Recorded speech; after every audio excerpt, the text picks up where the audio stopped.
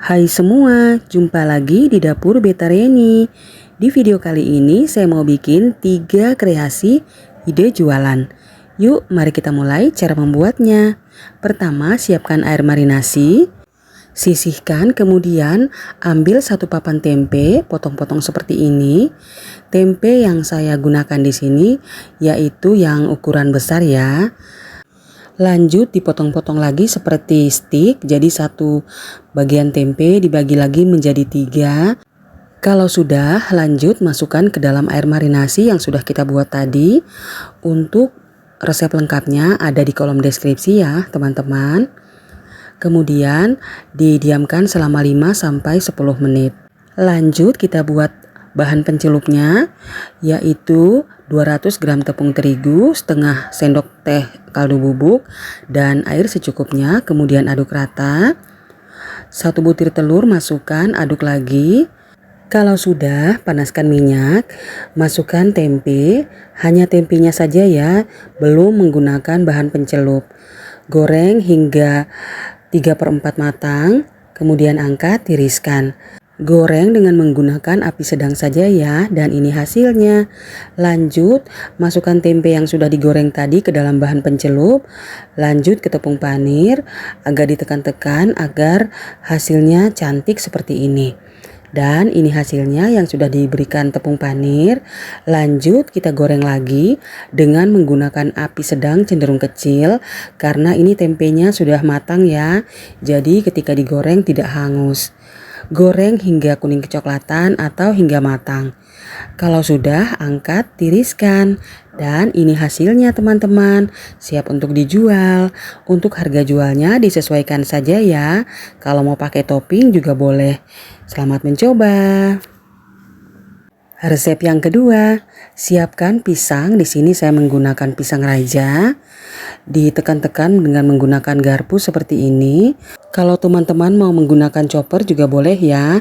Disesuaikan dengan selera masing-masing saja.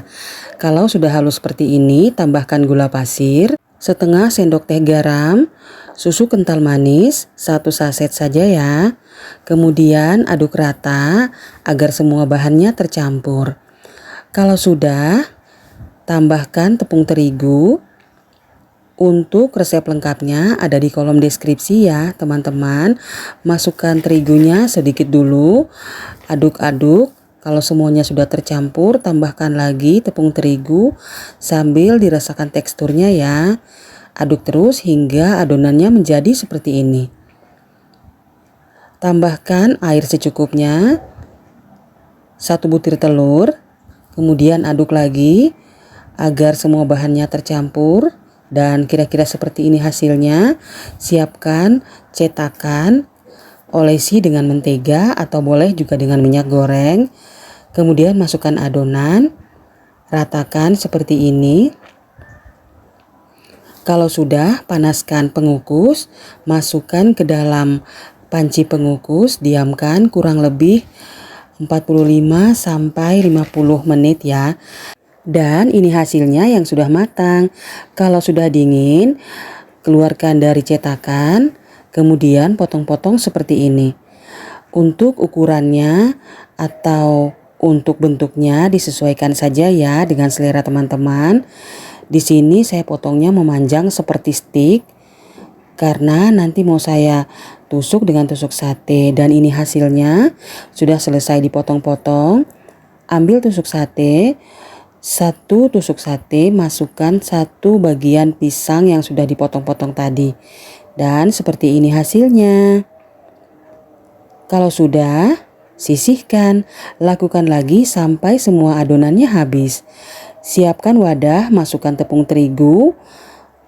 Untuk resep lengkapnya ada di kolom deskripsi ya, teman-teman bisa lihat di sana. Tambahkan air, aduk rata. Ini nanti mau kita pakai untuk bahan pencelup ya, teman-teman.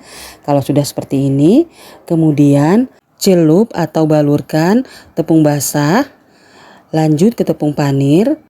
Tutup semua bagian adonan sate pisang dengan tepung panir, agak ditekan-tekan agar tepung panirnya melekat dan tidak lepas pada saat digoreng. Kalau sudah, sisihkan. Lakukan sampai semua adonannya habis.